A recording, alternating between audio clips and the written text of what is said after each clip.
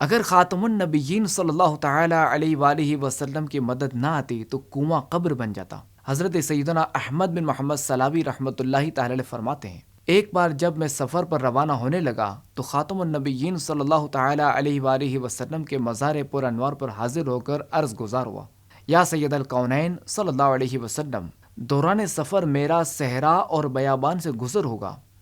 جب کوئی مصیبت درپیش ہوئی تو اللہ تبارک و تعالی سے دعا کروں گا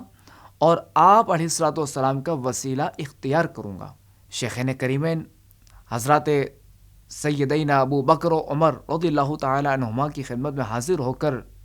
اسی طرح عرض کی، پھر میں وہاں سے روانہ ہوا۔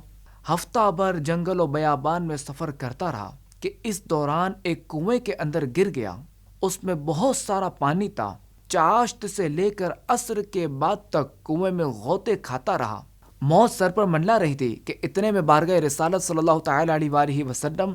اور شیخین کریمین رضی اللہ تعالی عنہما سے رخصت ہوتے ہوئے جو کچھ عرض کیا تھا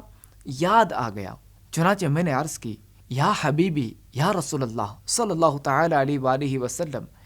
میری التجا قبول کرتے ہوئے میری دستگیری فرمائیے۔ اور اسی طرح حضرات شیخین کریمین رضی اللہ تعالی عنہما سے درخواست کی۔ دیکھتے ہی دیکھتے کسی نے مجھے کنویں کی تہ سے اٹھا کر منڈیر پر بٹھا دیا۔ اس طرح میں خاتم النبیین صلی اللہ تعالی علیہ وآلہ وسلم کی مدد سے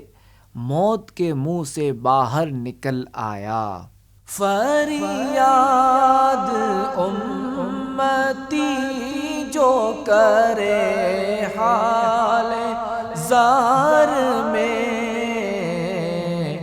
ممکن نہیں کہ خیر بشر کو خبر نہ ہو